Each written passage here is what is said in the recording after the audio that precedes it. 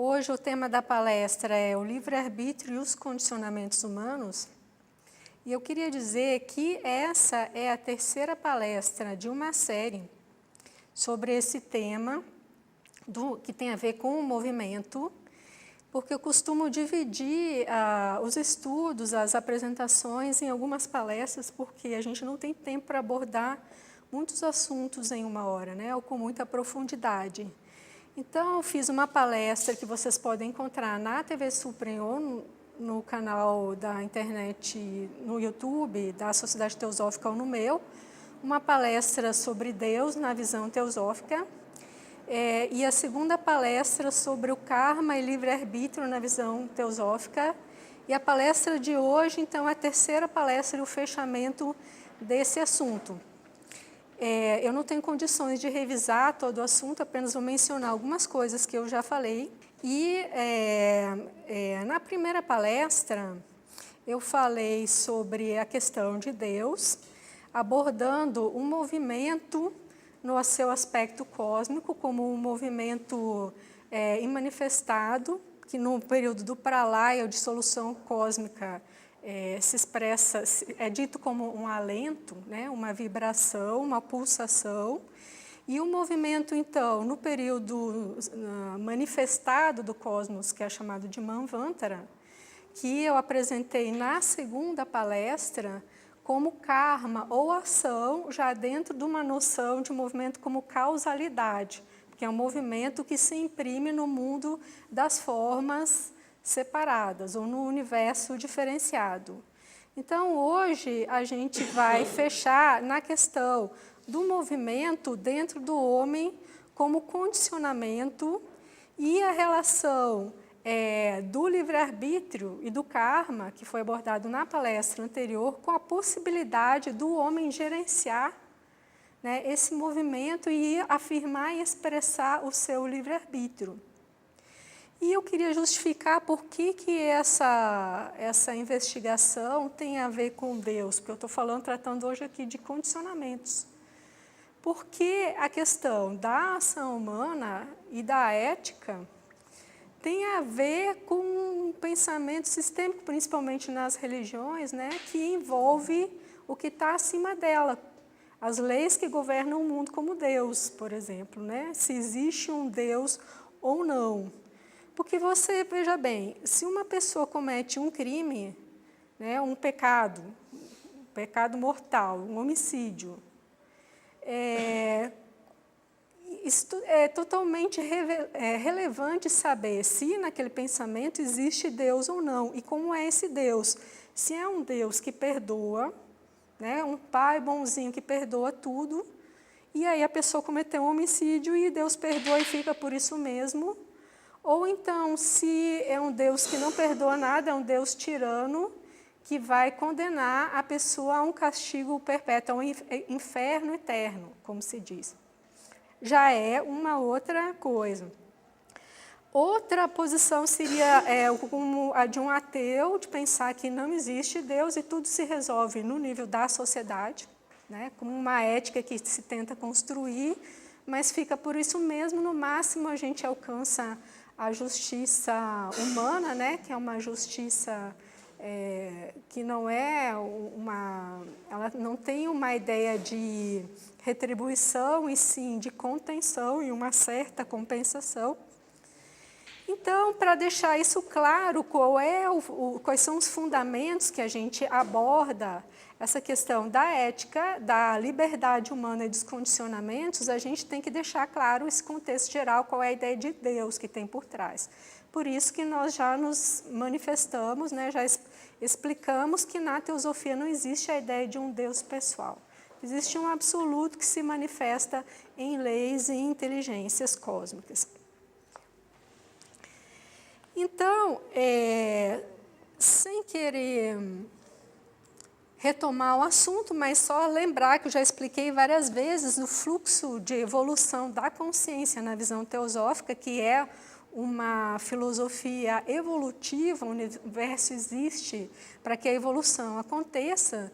A gente conhece, então, né, essa teoria de que a alma, a mônada, a vida atravessa os vários reinos e ali essa vida vai se desenvolvendo em consciência. E ela começa de uma maneira totalmente inconsciente no reino mineral, né, e aí vai despertando faculdades nos reinos vegetal e animal. E aí no reino humano, então, a alma já diferenciada, né, individualizada numa pessoa, porque até então existe uma inteligência mais ou menos coletiva, uma vida mais ou menos coletiva.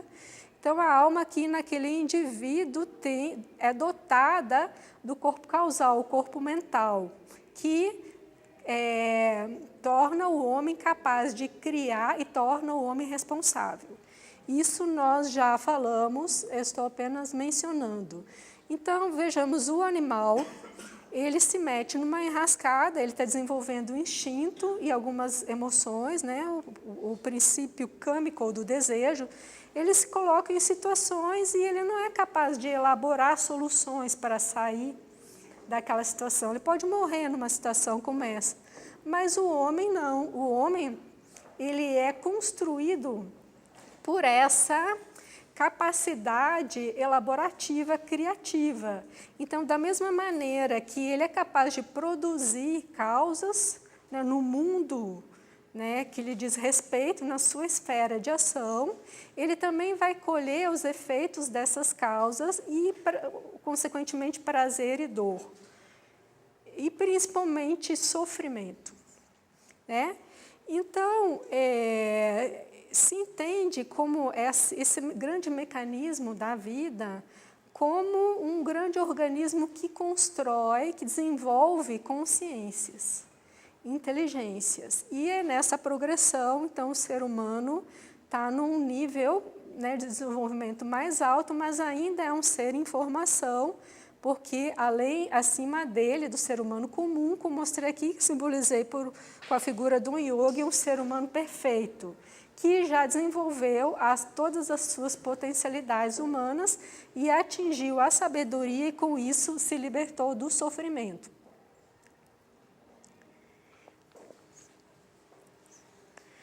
Então, nós falamos já que o universo é filho da necessidade, porque necessariamente o universo vai se manifestar e depois vai se dissolver, vai se manifestar de novo. Isso é um ciclo, uma roda que simplesmente acontece.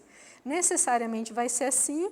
Então, o homem é o filho também desse universo, portanto, filho da necessidade. Por isso que o homem vive dentro de um universo regulado por leis, que ele não consegue escapar. Por exemplo, a lei do nascimento. Você não escolhe, eu quero nascer ou não. Será que eu estou afim? Você nasce, você existe. Você não escolhe que você vai morrer. Você pode não acreditar em reencarnação, mas você naturalmente vai concordar que as pessoas nascem e morrem sem escolher. Mas dentro dessa teoria, esses nascimentos e mortes são ciclos, e essa necessidade de encarnação se chama samsara, ou roda, né, compulsória de encarnações. Então, o homem tem uma liberdade dentro de um esquema bastante fechado de leis necessárias. Mas dentro daquele esquema geral necessário, ele tem o seu âmbito de contingência e ali ele pode, então, criar e se determinar. E ele vai se construindo dentro desse conjunto de leis. E aí nós apresentamos no último encontro esse slide aqui, que eu só trouxe para relembrar, que a Blavatsky fala sobre o karma, mostrando como o homem constrói o seu próprio destino. Nós já tratamos também dessa ideia de destino, que é o homem que cria, conforme a visão teosófica. Então, a Blavatsky diz que os que creem no karma não podem deixar de crer no destino que cada homem, do berço ao túmulo, tece ao redor de si mesmo, fio por fio, como a aranha tece sua teia. Quando o último fio se acha tecido e o homem se deixou enredar na malha dos seus próprios atos, vê-se ele sob o império absoluto desse destino que ele mesmo elaborou. Este, então, o imobiliza qual concha inerte presa firme ao rochedo, ou o arrasta como uma pena no torvelinho levantado por suas próprias ações. Isso é o karma. Então, a gente parou nesse ponto, no último encontro. E hoje, então, a gente prossegue nessa questão do livre-arbítrio e os condicionamentos com a seguinte pergunta: como o homem tem livre-arbítrio se ele é compelido por seus condicionamentos e impulsos? Que livre-arbítrio é esse? E esse é um problema muito antigo, muito conhecido, muito discutido na filosofia, que é o problema da acrasia, o termo grego, que relata essa questão da fraqueza humana, né, da falta de autodomínio, né, frente aos seus impulsos, mesmo sabendo que está agindo mal ou errado. Então, essa questão que eu vim abordar hoje, segundo a teosofia, naturalmente. Então, eu começo trazendo um pequeno trecho da Blavatsky, da Chave para a Teosofia, só para destacar duas palavras: exército de Skandhas.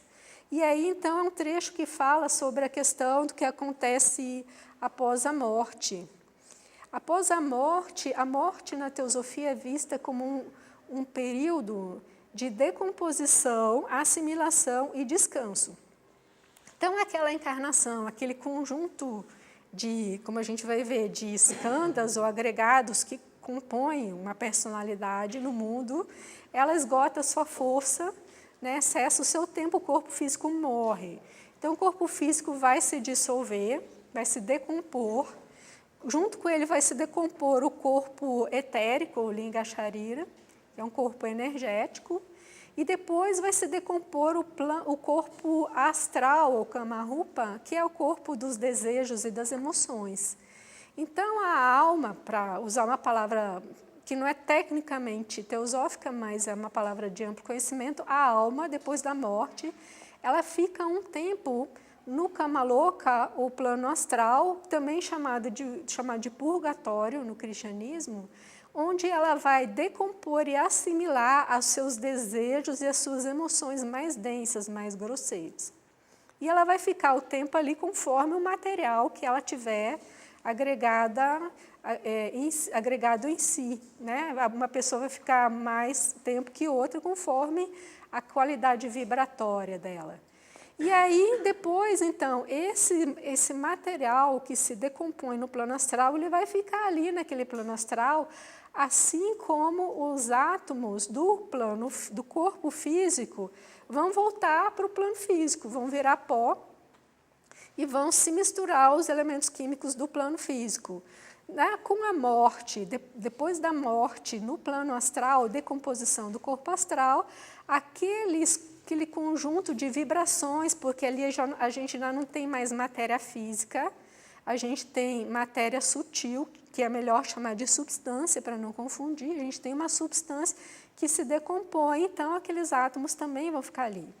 Depois que se decompõe essa parte mais grosseira, bom, eu não posso entrar em muitos detalhes, porque esse assunto é detalhado, eu estou pincelando algumas linhas gerais.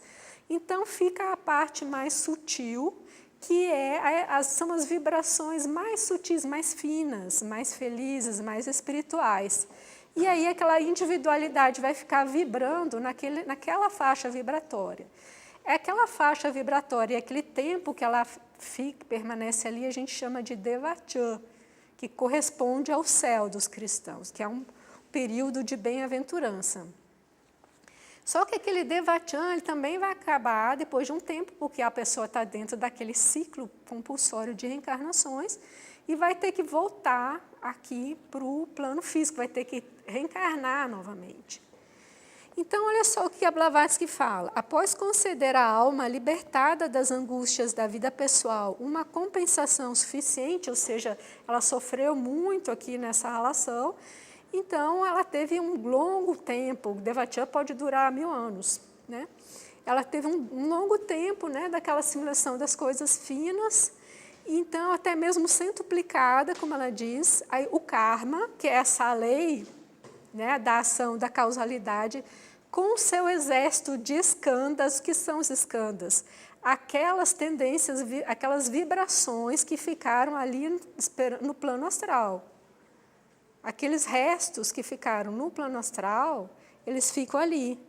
Então, ela diz que isso forma um exército de skandhas ou vibrações que aguarda ali na saída do Devachan, guarda no patamar do Devachan, de onde o ego reemerge para assumir uma nova encarnação.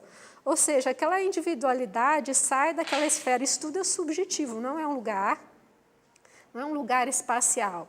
Ela sai daquela esfera vibratória, sutil, e ela volta, ela vai voltando para os planos densos. Então, ela vai atravessando esse plano mais denso, que é o plano astral, e ali aquele material que ela deixou, ali aqueles resíduos, aquelas vibrações, por afinidade, uma espécie de afinidade química, só que não é química física, né? Se agregam àquela individualidade e vão encarnar junto com ela no plano físico. E então, isso explica, né, e a reencarnação não só é uma necessidade de consistência na teosofia para dar explicações que se encaixam, mas também é uma observação de ciência oculta. Mas a pessoa, naturalmente, não precisa acreditar nisso, ela pode usar esses conhecimentos só do ponto de vista daquilo que acontece dentro da vida, no plano físico. Né? Mas isso explica por que as pessoas nascem com tendências, e algumas crianças, desde cedo, apresentam tendências inexplicáveis. Né? São os skandhas das vidas anteriores que se agregam àquela individualidade na encarnação, e aí, ao longo da vida, ao longo dos anos, aos pouquinhos aquilo vai baixando. Então, quando eu volto hoje eu vou trazer pouco texto, mas mais um texto da Chave para a Teosofia para tratar dessa questão dos skandhas.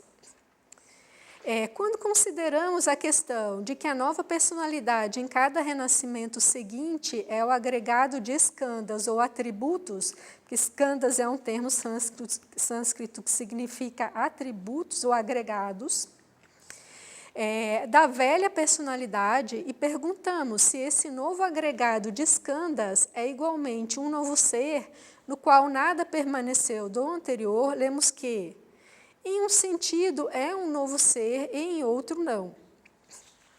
Durante essa vida, os skandhas estão continuamente se modificando. Aí por isso que eu falei, você não precisa acreditar em reencarnação, mas você pode observar isso dentro de uma mesma vida. Na juventude, na idade adulta, na velhice, a pessoa tem tendências que vão se modificando. Durante essa vida, os skandhas estão continuamente se modificando, enquanto o homem AB de 40 anos de idade é idêntico no que se refere à personalidade ao jovem AB de 18, no entanto, pelo desgaste e reparação constantes de seu corpo e pela transformação de sua mente e caráter, ele é um ser diferente. Entretanto, o homem na sua velhice colhe com justiça a recompensa ou o sofrimento consequentes aos seus pensamentos e ações de todos os estágios anteriores de sua vida. Assim, o novo ser que renasce, sendo a mesma individualidade de antes, mas não a mesma personalidade, apenas com uma forma mudada ou um novo agregado de skandhas, colhe com justiça as consequências de ações ou pensamentos da existência precedente, ou seja, daqueles movimentos que ele próprio gerou, né, de pensamentos e ações. Então, os skandhas, existe uma classificação geral dos skandhas em 5 categorias. Só uma informação rápida, que é forma, percepção, consciência, conhecimento e ação. Por isso que ela diz a forma mudou, a forma também é um skandha.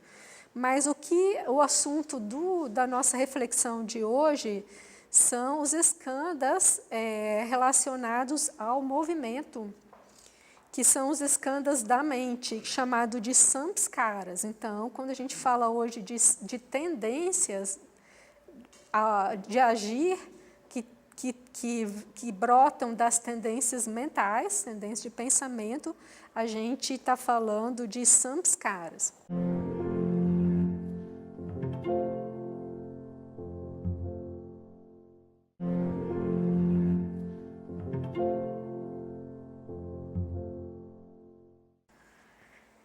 Então, só para lembrar que eu queria chamar a atenção para aquele termo que a Blavatsky usou, exército de skandhas. Por coincidência ou não, né, nós temos representados numa epopeia hindu, o Mahabharata, que é uma epopeia famosa, o maior poema épico do mundo, se não um dos maiores, o maior, do qual faz parte um livro muito conhecido chamado Bhagavad Gita, o Canção do Senhor, que é uma escritura hindu, né, do hinduísmo, onde Krishna fala a Arjuna. Todo mundo conhece isso. Então, ali, os skandhas também são chamados de exércitos. Eu estou falando que são skandhas aqui, porque não está escrito dessa forma tão direta. Mas é uma alegoria que representa uma luta, que é uma luta interior do homem, entre dois exércitos. E ali a história do Mahabharata é o seguinte: acontece uma batalha, e aí tem uma cena com os dois exércitos, um de cada lado, e no meio então está Krishna falando a Arjuna. E esses exércitos, eles são compostos de pessoas que são parentes, só que um deles, um grupo é descendente de um cego. Ele não é cego no sentido físico na interpretação. Na história ele é um cego, mas a interpretação é a cegueira espiritual. Os Kauravas, o grupo dos Kauravas são filhos de Dhritarashtra, que nasceu cego. Então, um dos exércitos são os filhos dos cegos, e outro exército, então, é composto pelos filhos de Pandu, que simboliza discernimento, ou buddhi, ou inteligência, ou intelecto. Então, na verdade, esses exércitos aqui, eles representam os skandhas cegos, que são os condicionamentos humanos, aquelas forças que o homem tem que dominar, aquela coisa que vai sozinha, que o homem luta por dominar. E, de outro lado, então, são os filhos de Pandu, os filhos do discernimento. E a Arjuna, então, que é o aluno de Krishna, o discípulo de Krishna, ele é um dos filhos desse exército dos Pandavas, né, que os filhos do discernimento. Então, a história trata de um reino que foi perdido, e o reino, então, está sob o comando do exército dos cegos. Então, Arjuna, que é um dos filhos do discernimento, tem que lutar para conquistar esse reino de volta. E aí tem um diálogo muito interessante, que eu não vou poder reproduzir aqui, onde Arjuna, o guerreiro, que vai liderar o exército dos Pandavas, ele está desanimado porque ele tem que lutar contra os parentes. Aí ele diz assim: mas como eu posso lutar contra os meus primos, né? O meu professor, os meus irmãos? E ele fica desanimado, não quer enfrentar, lutar, matar os primos. E aí Krishna, que é um personagem divino, que está ali orientando, dando instruções e encorajamento, diz: lute. Ele manda Arjuna lutar para reconquistar o reino. E tem uma outra imagem que a gente pode usar para fazer uma analogia também com esses dois exércitos. Aqui é o centauro, também dividindo o homem em duas partes, uma parte mecânica, animal por ser instintiva e condicionada, e a parte superior, então, a parte racional, né, o discernimento e a razão. Por incrível que pareça, o Arjuna, ele é um arqueiro, ele se destaca ali no exército de combatentes por as suas habilidades como arqueiro, né? Coincidência ou não, ali o Kiran, né, o centauro, que eu mostrei também, é um arqueiro. Então, como é que Arjuna vai travar essa luta? Como é que ele se destaca ali como lutador? Ele não é um Brutus ou um Conan o bárbaro, não é um lutador bruto, ele não tem uma energia, né, uma agressividade cega. Aí a gente precisa refletir sobre essa imagem do arqueiro. Quais são as qualidades do arqueiro, as habilidades do arqueiro?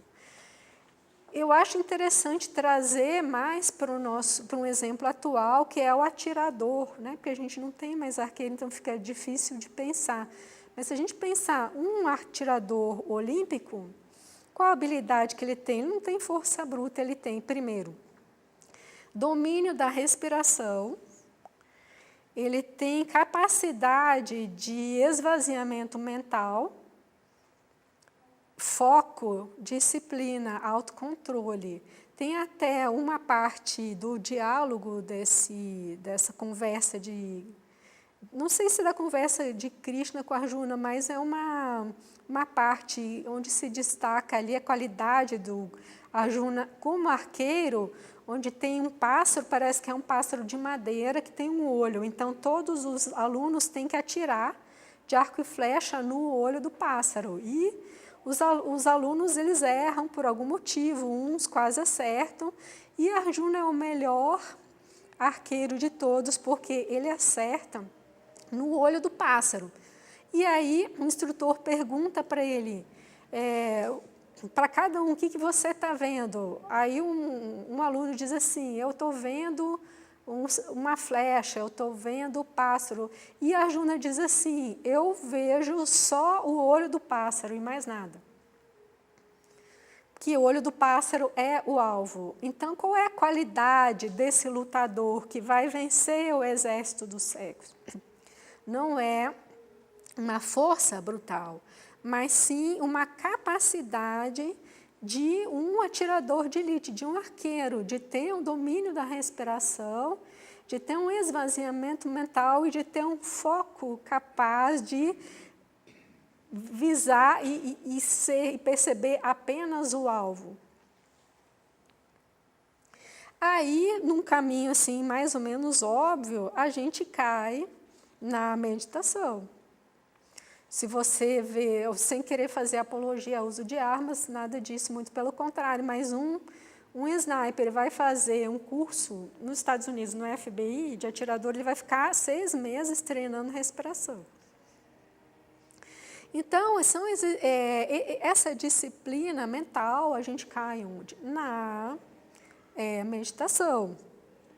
E hoje eu não vou falar naturalmente sobre meditação, que é um assunto enorme, mas vou falar apenas de alguns pontos que dizem respeito à questão da meditação, na disciplina, na capacidade, na liberdade de lidar com os movimentos que são produzidos na mente do homem por esse exército, né, da mente condicionada ou da mente cega.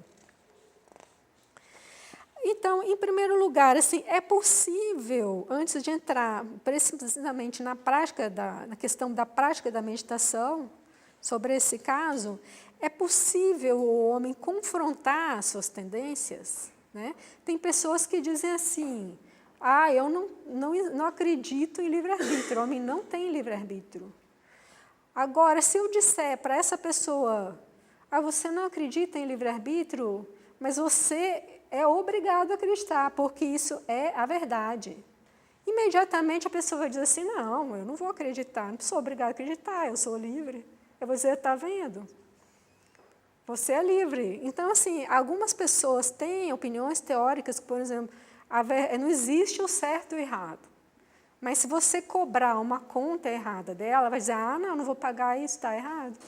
Ou se você disser alguma coisa a respeito dela, vai dizer, não, isso está errado, não sou eu, está errado. Então, essa questão de eu não concordo com o livre-arbítrio, acho que não existe, você confronta ela na prática, né? Dando um exemplo, provocando um exemplo prático, onde a pessoa vai alegar a sua liberdade de agir. Então, nós temos essa possibilidade sempre de escolher, né, fazer uma coisa ou não. Até um homem primitivo, ele pode ter um impulso de roubar a caça de um outro homem, né, primitivo, um caçador, ou não. E uma criança pequena, ela também tem a possibilidade de obedecer ou não os pais, né? Você vê uma criança pequena de 2, 3 anos, você diz, não põe a mão. Ela quer pôr a mão e ela vai aproximando a mão aos pouquinhos. E vai olhando para você e vai tentando pôr a mão. E você insiste, não põe a mão. Né? Por fim, ela não põe. Né? Então, ela tem, todos nós temos. O problema maior são aqueles comportamentos repetitivos, reiterados, que nós reproduzimos há muito tempo, que são os nossos parentes, por isso que nós achamos que somos nós. Como é que eu vou enfrentar uma tendência que sou eu, por exemplo, uma tendência a perder a paciência? Eu não vou ter paciência porque isso é certo, isso aí, a pessoa que está errada. Né? Eu estou certa em perder a paciência, porque eu me identifico com aquela tendência. Ela é a minha prima em paciência. Né? Outra pessoa que tem preguiça. Eu, a poltrona e a preguiça, somos 3 primas. Como é que eu vou enfrentar isso? Dá um desânimo, porque aquilo sou eu, faz parte de mim. Existe uma sensação de familiaridade que vem com a identificação. Esses são os nossos parentes contra os quais nós não queremos lutar. E esses são aqueles que usurpam o trono que deveria ser do discernimento, porque eu tenho que, por exemplo, fazer um trabalho que eu tenho prazo, mas a preguiça quer ficar deitada no sofá. Então, quem vai ganhar aquela batalha? Quem vai ficar no trono? Essa é a luta diária que começa desde o que o despertador toca. Essa é a batalha de Kurukshetra. E aí, essa questão da usurpação do trono, eu estou dando exemplos simples, comuns, do homem comum do cotidiano, mas isso pode ser grave, porque você vê um homem que comete um crime no acesso de paixão, ele estraga a sua vida, estraga a vida de outros e de famílias. Uma pessoa que mata a esposa e depois se mata, ele estraga 2 vidas e a vida das famílias ao redor. Num momento de fúria, onde aquelas forças cegas, aqueles exércitos, por isso que a Blavatsky fala em exército, e aqui o Mahabharata não alivia, não são exércitos. Eles tomam o controle do reino naquele momento e fazem o que eles querem, são eles que estão no comando. E aí eu chamo a atenção, né, para o fato de que, quanto menor é o desenvolvimento da razão do homem, mais fácil ele vai se deixar dominar pelos seus impulsos, pelas suas tendências.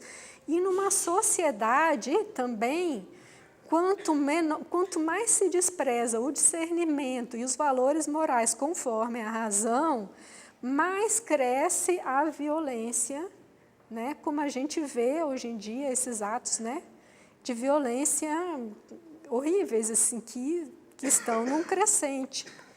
E eu aproveito, né, para dar os pêsames para aquelas pessoas que em algum momento defenderam o slogan "é proibido proibir", de uma forma indiscriminada, né, porque se a gente leva a risco "é proibido proibir", e todo mundo faz o que quer, a gente está dando total controle aos Kauravas, né, o exército dos cegos, porque eles estão fazendo a festa, eles seguem os impulsos.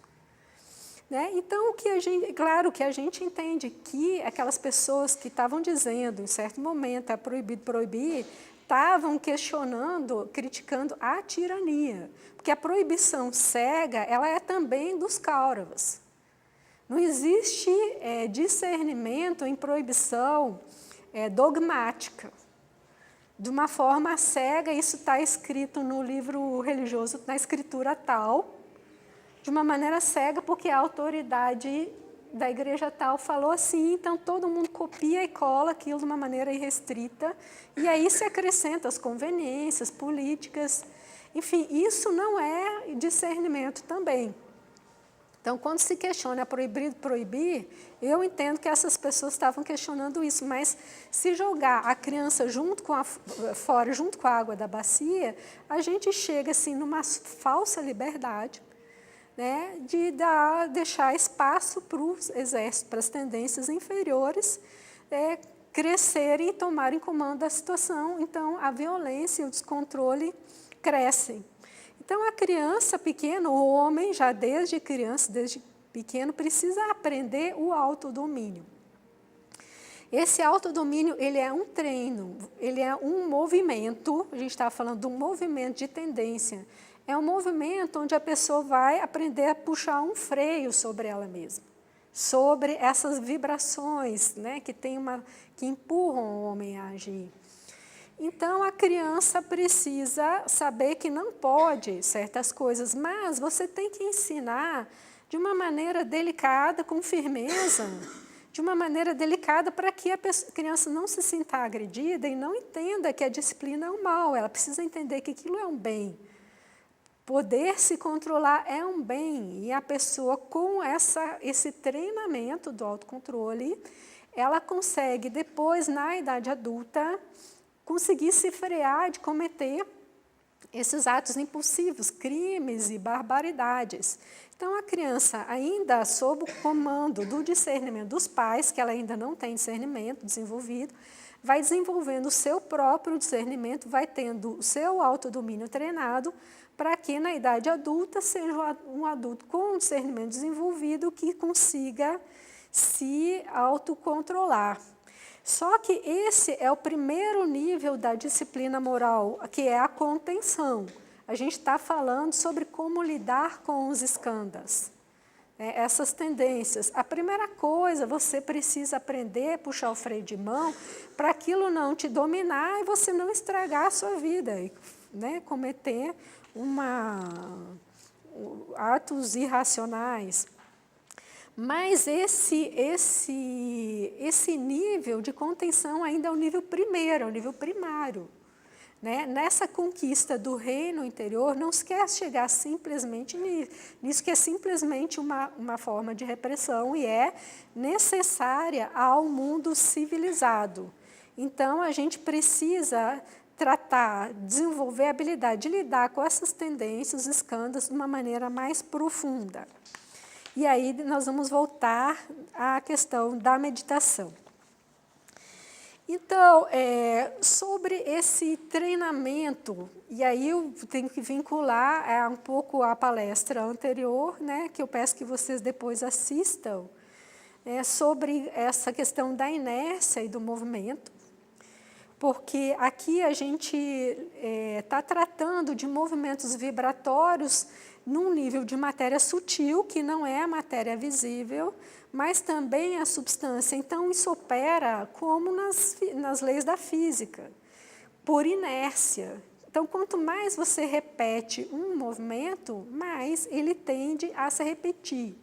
Então, não é qualquer receita de bolo que você vai conseguir aplicar uma receita geral para todo mundo, como vencer o nervosismo, como vencer a impaciência, porque vai depender daquele tipo de movimento que se instalou naquela pessoa. Por exemplo, você tem livros de autoajuda, né? Vocês já ouviram falar, existe até umas pessoas que veem com um olhar pejorativo essa palavra autoajuda, como uma coisa que não funciona, e eu sou obrigada a concordar em certo aspecto. Por quê? Porque, por exemplo, você tem uma pessoa que tem depressão, se você disser para ela assim, você faz esse exercício aqui, compra um caderninho e escreva 50 vezes por dia no caderno, eu sou feliz. Não vai adiantar nada, é inócuo. Por quê? Porque esse movimento de escrever no caderno vai gerar um efeito, uma vibração que não é capaz de anular todo aquele movimento vibratório que causou a depressão. E também porque a gente tem que entender que a gente está tratando da questão no plano mental, no corpo mental, emocional, que quando chegar no corpo físico, como no caso da depressão, aquela vibração, ela já se materializou, ela já se densificou, já atingiu o cérebro físico. Então, ali, essa tendência depressiva, que é mental, passa a ser emocional, ela já se tornou bioquímica, e a pessoa vai precisar de tratamento bioquímico, né? Não adianta escrever "eu sou feliz". Então, é muito difícil, porque a gente precisa realmente entender como é que aquilo funciona naquela pessoa, e uma tendência, então vai demorar e vai necessitar a energia correspondente àquela inércia que já está acontecendo, né? Se você tem uma tendência há 4 meses, há 40 anos ou há 4 encarnações, é totalmente diferente. Às vezes você vai ter que trabalhar sobre uma tendência, sobre um samskara, durante uma vida inteira. E por isso que essas receitas de bolo não funcionam, às vezes uma terapia não funciona. Não é tão simples. Por quê? Porque aquele movimento já está ali há muito tempo. E eu estou dizendo isso não para desanimar, mas para ter uma visão racional, né, e realista da coisa. Então, se você tem, por exemplo, um ônibus descendo uma ladeira a 10 minutos, uma ladeira íngreme, o ônibus é pesado, tem massa, né? Ele pega uma aceleração ali, e aí para você depois conseguir parar aquele ônibus, você precisa de uma quantidade de energia, de tempo de trabalho muito maior do que uma bicicleta que você empurra numa reta e está ali, que você vai parar em 30 segundos. Então, essa visão teórica é uma noção lúcida e realista que a gente tem que ter ao enfrentar, ao se propor a trabalhar sobre as nossas tendências, né? As nossas diversas tendências.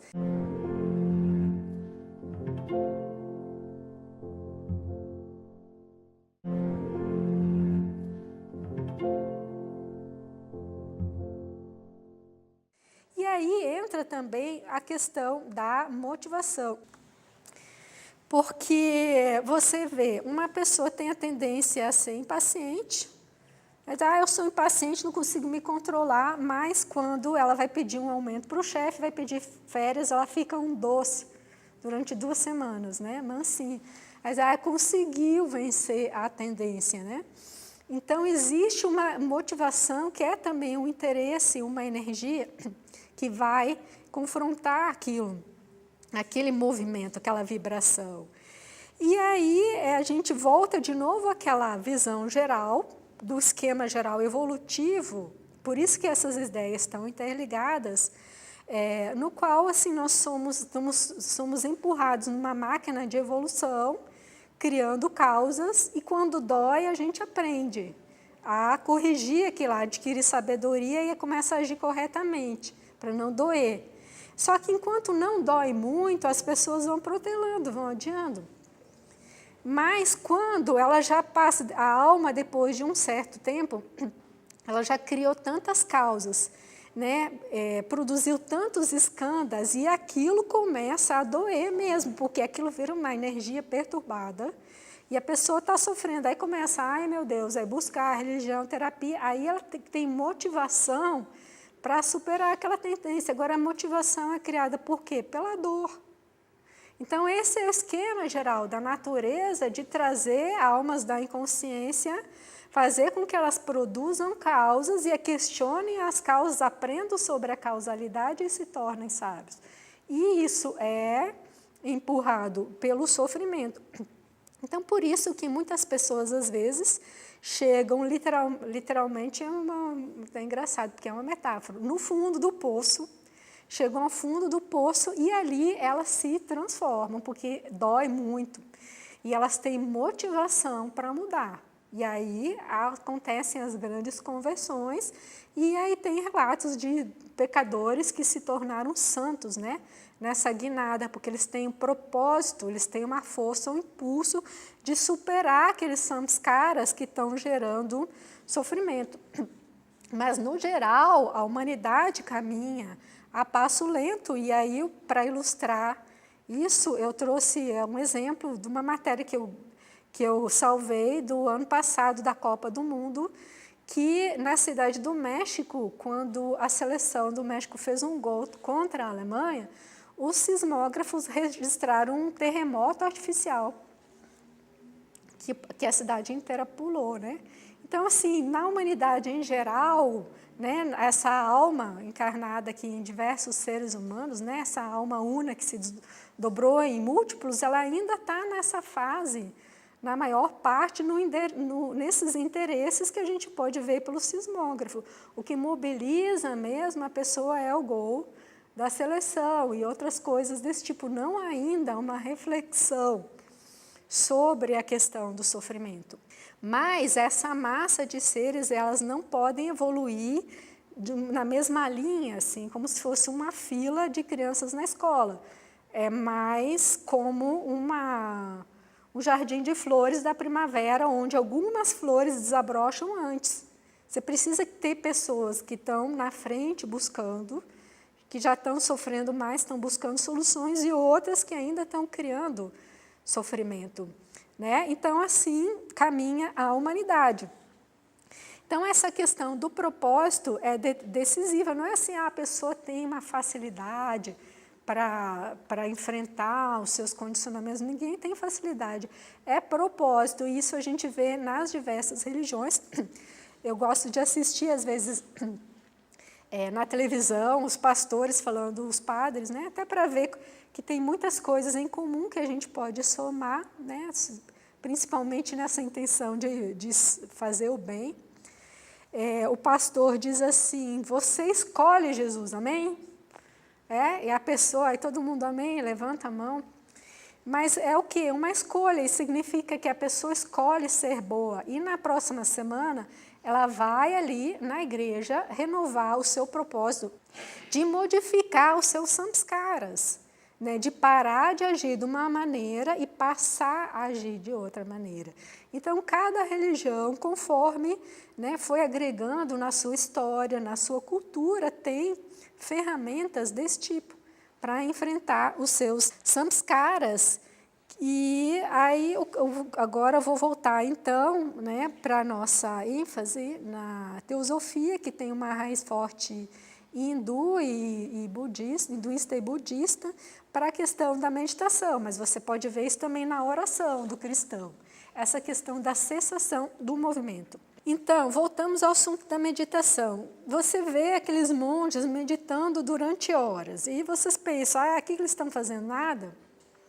Eles não estão fazendo nada, eles estão fazendo um trabalho bastante intenso, que é parar o ônibus interior. Porque como é que você faz para tomar o controle de um ônibus desgovernado? Você vai segurar ele com as mãos, né? Você vai ser atropelado, esmagado. Você faz o quê? Primeiro você para. Então, a meditação, a despeito dos seus outros 1000 aspectos, ela aqui, nessa questão do movimento, serve para parar o movimento.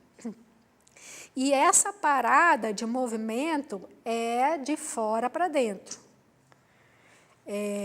Você senta e para primeiro o corpo físico.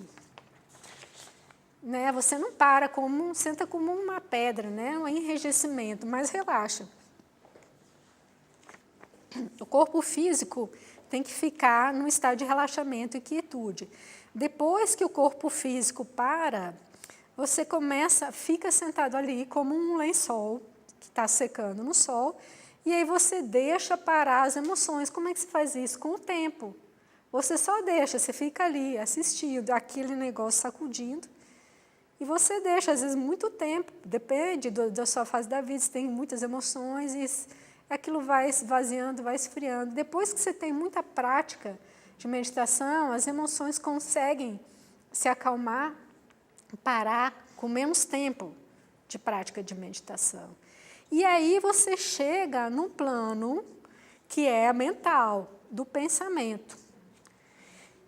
Aí você começa a perceber as correntes de pensamento, as emoções já acalmaram, e aí você se sente leve. Por que a leveza? Porque a emoção é pesada. Os vritis das emoções são muito pesados. Segundo o Yoga Sutra de Patanjali, da seção 1, Yoga Chitta Vritti Nirodha, Yoga de solução dos vritis, ou das perturbações. Então, você tem que parar aquilo. E aí, depois que o corpo aquietou, as emoções aquietaram, que você consegue ver só os pensamentos circulando.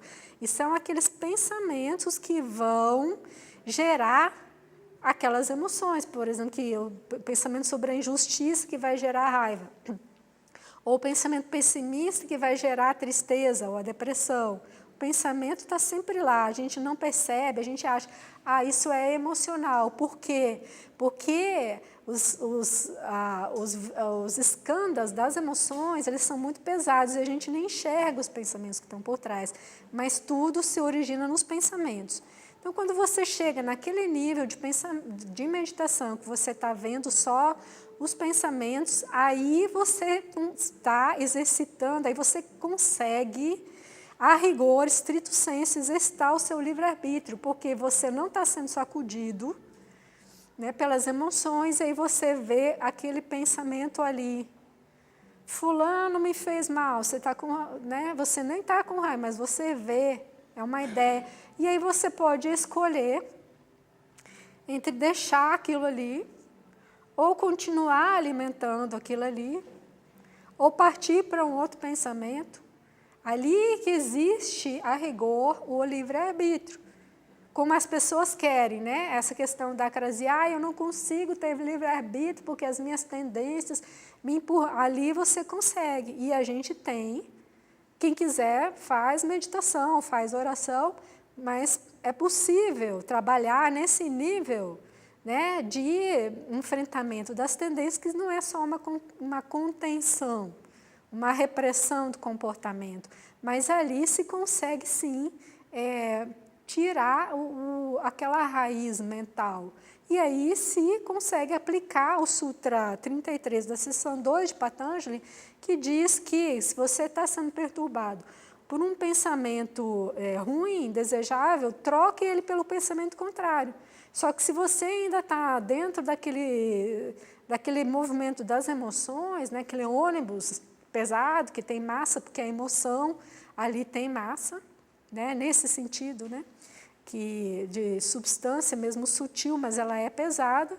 Então, ali, que depois você tirou a emoção, você consegue trabalhar esses pensamentos, né, que geram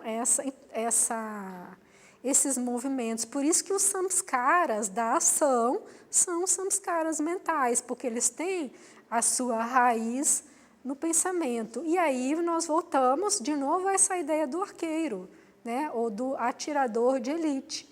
O que ele tem? Ele tem a capacidade de aquietar completamente o corpo físico dele. Ele vai fazer um movimento só de puxar um gatilho, de puxar o arco, né? Ele tem controle de respiração, né? E ele tem esvaziamento mental, que é justamente o quê? É a prática da meditação. Ali ele acerta no olho do pássaro. O olho do pássaro aqui é o pensamento, que é a raiz daquele samskara. Entende? Mas eu discriminei todo esse processo, porque a gente não pode ser ingênuo de achar que simplesmente vai botar uma outra frase na nossa cabeça, eu sou feliz, eu não estou triste, eu sou alegre. Que vai resolver, não vai. Por quê? Porque você não fez todo aquele processo de trabalhar os escândalos em cada um no seu plano, de aquietar principalmente o corpo emocional para poder acessar a raiz mental, que se acessa no plano mental. Não é simplesmente repetir uma frase. E é por isso que muitas vezes esses livros de autoajuda, os conselhos e receitas de bolo não funcionam, porque eles não detalham e não entendem como funciona esse mecanismo físico, da coisa físico, inclusive sutil, né? Que não é, isso não pode aparecer no cérebro como condicionamento, como rede de sinapses, mas aqui a gente está falando de skandha como um corpo invisível que vibra, e são esses movimentos que nos impelem e que nós temos dificuldade de conter e de governar. Então, essa é a ideia e a proposta de trabalho e a explicação da possibilidade de se ter livre-arbítrio, se exercer plenamente o livre-arbítrio, mesmo sendo nós humanos condicionados, mesmo tendo todas essas tendências e ativos, mas é preciso saber como se trabalha com isso, precisa se trabalhar de forma inteligente. Então, ainda sobre o karma e complementando um pouco da palestra anterior, que eu imagino que alguém pode ter ficado com alguma dúvida sobre essa questão do perdão. Você tem um karma, como eu falei, não existe um Deus como uma pessoa com quem você negocia, a concepção de Deus ali é outra, é mais como um espaço, matéria, uma energia onipresente, que se manifesta em leis e inteligências, e essa lei do karma é uma lei inteligente, então não existe uma personalidade de Deus. Na teosofia que você vai pedir um perdão, que vai poder dizer, não, isso aqui, nós vamos dar um jeitinho. Então não existe, na verdade, o perdão dos pecados ou perdão dos males como uma forma de anular aquela causa, porque aquela causa que foi gerada, ela vai ter a sua consequência, o seu efeito, que necessariamente vai ter que ser esgotado ou nessa vida ou em outras, mas o perdão, ele é importante e necessário, e é uma grande lição de Jesus, Por quê? Porque a gente precisa, o ofendido precisa saber se curar e tocar a sua vida para frente. Essa é a necessidade do perdão. O perdão serve para quem perdoa, para o ofendido, ele não serve para o ofensor, porque o ofensor vai ter a sua dívida ali e o karma vai acertar as contas com ele. Acertar as contas, ou seja, mecanicamente trazer de volta para ele o efeito da causa que ele criou.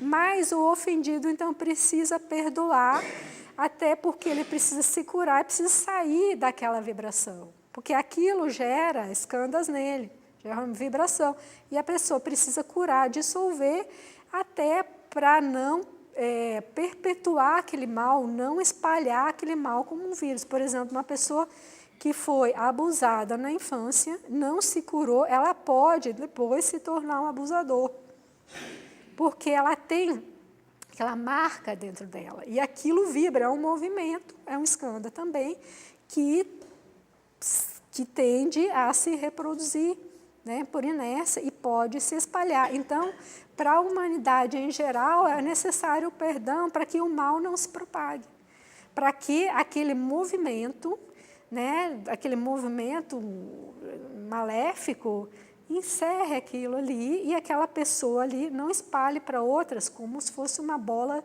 de sinuca. E para que aquela pessoa então possa se curar, superar aquilo e seguir a sua vida,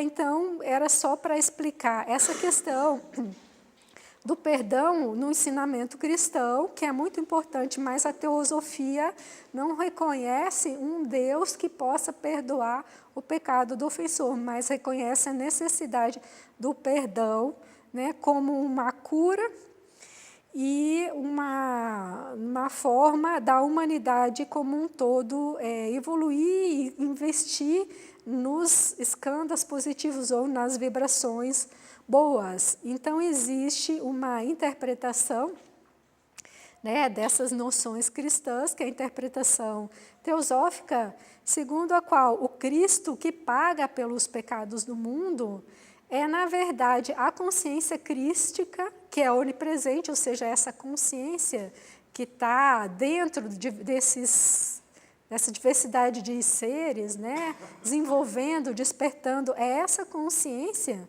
que é a consciência crística, que paga pelos pecados das diversas personalidades. Então, aquela individualidade ou consciência leva para as próximas vidas aqueles escândalos que ela gerou e ela vai sofrer com aquilo, né, até esse Cristo despertar. Então, esse Cristo crucificado, que carrega uma coroa de espinhos, é essa consciência, né, que vai sofrer nesse mundo que ela atravessa, esse mundo de evolução, até ela despertar. E os espinhos, então, são aquele sofrimento que a alma vai colher quando ela faz o mal e ela sente o remorso, ela sente como um espinho, uma agulhada no coração. E essa é a coroa de espinhos, então, que o Cristo, né, o Cristo dentro de nós, carrega nessa cruz, nesse calvário, que é aprendizado na vida, né, até que, então, ele se eleve, né, até que ele possa ascender aos céus, ou seja, despertar a sabedoria, e aí atingir o reino dos céus ou encontrar a felicidade, né, pela sabedoria. Então, para encerrar, assim, só uma pequena informação que eu ia esquecendo. Então, em relação ao perdão, é necessário o perdão também para não haver vingança, porque a Blavatsky diz também na Chave para a Teosofia que quando a pessoa se vinga, ela, na verdade, ela está cometendo um novo mal. Porque a retribuição é do karma, é um movimento que vem desse fluxo dessa matéria, de causa e efeito. E a pessoa que vai se vingar, então, ela está colocando em ação uma nova causa, criando um novo mal que vai gerar um novo efeito. Então, o perdão é necessário para não haver vingança, e até isso até está escrito na Bíblia, eu trouxe aqui Romanos 2,19, diz: a vingança é do Senhor.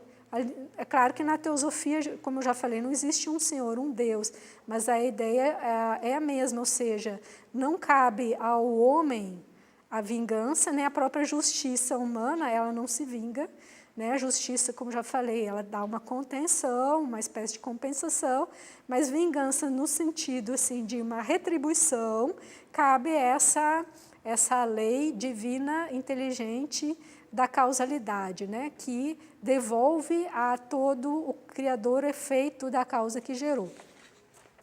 Então, por fim, resumindo toda essa ideia das 3 palestras, né, eu escrevi aqui duas frases, né, para sintetizar o que a gente trabalhou em 3 frases, em síntese, vinculando com a primeira palestra.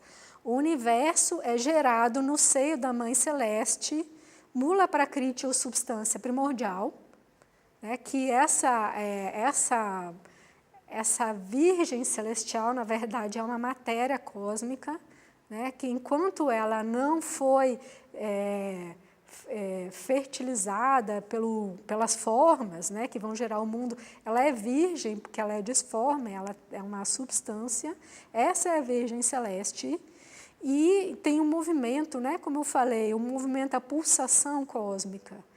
Então, o universo é gerado no seio da Mãe Celeste, mula prakriti ou substância primordial.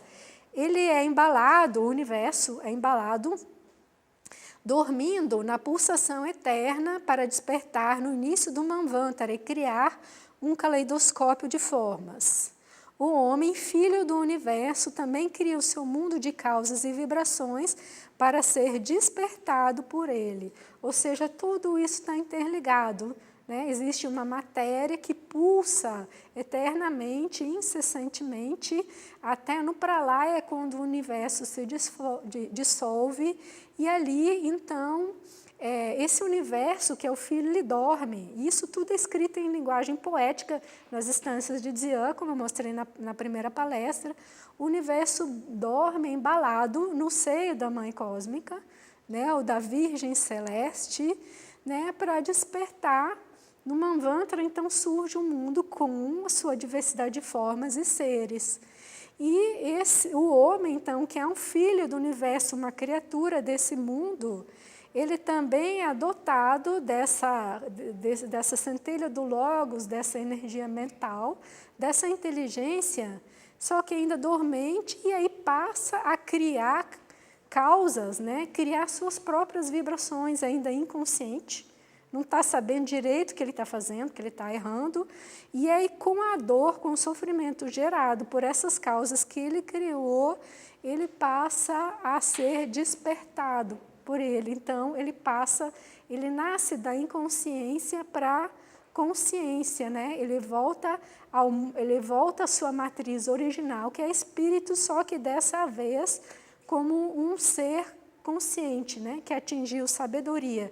Então, esse é o propósito, o esquema geral evolutivo, teosófico, que explica a questão de Deus, a questão do livre-arbítrio no homem e a questão da ética e do treinamento de se lidar com os seus impulsos, seus movimentos.